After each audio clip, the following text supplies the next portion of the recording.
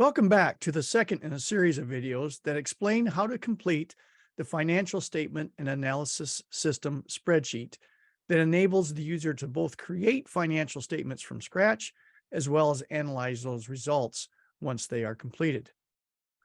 This spreadsheet is part of the University of Wisconsin Division of Extension's Farm Management Pulse program. You can see the link there at the top of this particular visual. And the spreadsheet itself can also be found at the Developing a Farm Financial Model website. And you can see that link at the bottom of the visual here. So let's get started. My name is Kevin Bernhardt, and I'm both a farm management specialist for the University of Wisconsin Division of Extension, as well as a professor for University of Wisconsin-Platteville's School of Agriculture. In this video, we are going to be introducing the balance sheet. And it's going to also be covered in several future videos in terms of how to complete the balance sheet schedules. But first, let's take a review of the outline of the balance sheet itself. To go backwards a bit, the 4 financial statements recommended by the Farm Financial Standards Council includes the balance sheet, which we're going to cover in this video, both a beginning of the year and an end of the year. In addition to that, the spreadsheet tool will also end up producing the accrual adjusted income statement, the statement of owner equity, and a statement of cash flows. Now, the purpose of the balance sheet is to show financial position.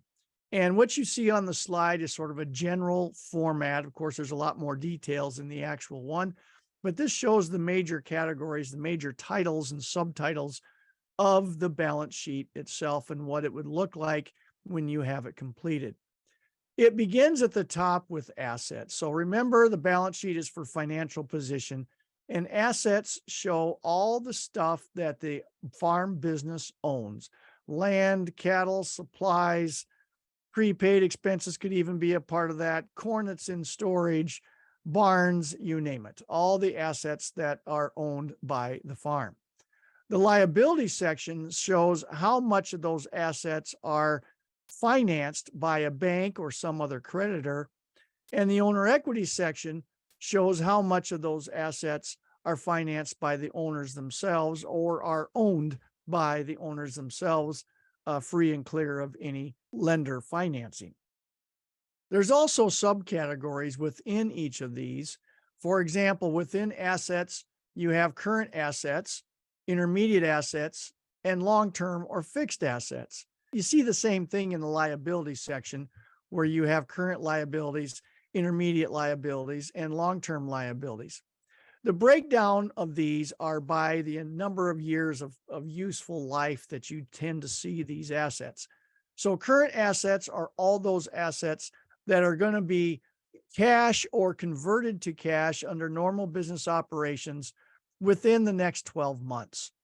Intermediate assets are those assets that have a useful life of somewhere between 2 and 10 years. These would be things like breeding livestock and machinery. Long-term or fixed assets are those assets that tend to have a useful life that goes beyond 10 years all the way up to perpetuity in the case of land. So this would be primarily buildings and land. And then the same goes with the current liabilities, intermediate liabilities, and long-term liabilities. These are, if those assets are collateralized on loans, this is where they would break down based on where that asset is located. The balance sheet is a difficult and complex thing. Valuing assets is not easy, partially because you don't know what the value of those assets are until they sell someday. And until then, you have to estimate it. So the goal is to try to be accurate, try to be consistent, and try to be thorough. And if we're going to err on the conservative side. Now, let's take a look at the spreadsheet itself. And this is the title page, but what we're concerned about, looking at the bottom of the page, you can see where my cursor is circling there. We're concerned about the balance sheet tab and the BS schedules tab, BS standing for balance sheet. So let's look at the balance sheet itself to start with. First of all, note that there is an ending balance sheet, which is the one for the year just ended. And there's also a beginning balance sheet, which was the end of last year, or in other words, the beginning of the current year that we're in. Also, within each of those balance sheet, there's a cost basis balance sheet and a market basis balance sheet. The cost basis balance sheet is valuing assets at what their original cost is. And if it's a capital asset, what the original cost is minus any depreciation that has occurred. So it does not show any, as for example, land goes up in value over time. The cost basis balance sheet would not show that. It would only show the original purchase price. The market basis balance sheet, however, does show what we think we could sell that asset for today, regardless of what we purchased it for. So there are two different balance sheets. They have two different purposes, and we would like to use both of those in our financial statement system. There's also a breakdown in the balance sheet, as we mentioned earlier, between current assets. And here's a list of some of the current assets. You can see where my cursor is circling there. Intermediate assets, those that last from 2 to 10 years, and fixed assets, those that are greater than 10 years.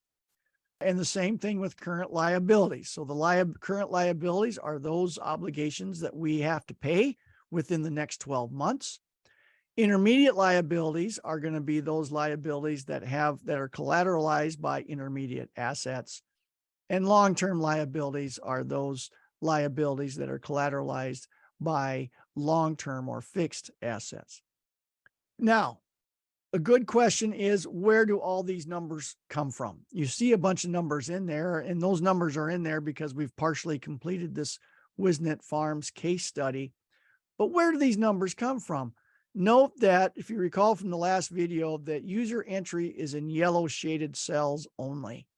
And for the balance sheet, the only yellow shaded cell is this one for the date of the beginning balance sheet, and that's it. So the question is, where do the rest of these come from? Well, these all come from the balance sheet schedules, and that's the next tab over. Here's the balance sheet schedules. And this tab is by far the most challenging, most complex, and the one that'll take the most time. We'll have several videos actually that will cover how to complete the balance sheet schedules. But each schedule is used to gather information. It asks questions and gathers information about that particular kind of asset. So here's Schedule A for cash and hedging accounts, for example. Here's Schedule B for marketable securities, where it asks questions about any marketable securities that the farm business might own. And then we go on to accounts, notes, and contracts receivable in Schedule C, et cetera, et cetera. Once the information is gathered, then that information automatically transfers over to the balance sheet. So for example, here under Schedule C, accounts, notes, and contracts receivable, right now, at least, we're showing a current asset there of $5,000. If I click over here to the balance sheet, I'll see that right here, accounts receivable, there's that 5,000. So it automatically transferred over. And that's what happens as you complete the balance sheet schedules. Now there's a lot of them. So if I scroll way down here, there's several balance sheets for assets and liabilities, and it goes all the way to Schedule P, I believe. So if I get way to the bottom, here's the last one for other liabilities, and that's Schedule P. Now, a couple other things to note about the balance sheet schedules tab. First of all, the name of the farm is here at the top. If you've completed the input sheet and put your farm name in there, it'll automatically come over. So it's just sort of a nice accounting detail, a reference detail. Also note as well that the year is there. So again, if you completed the input sheet, that year will automatically show up. And the other thing to note is that you have to complete a set of schedules for each year of the balance sheet. So this is for the end of the year here, this columns A through K. So A through K up to that black line.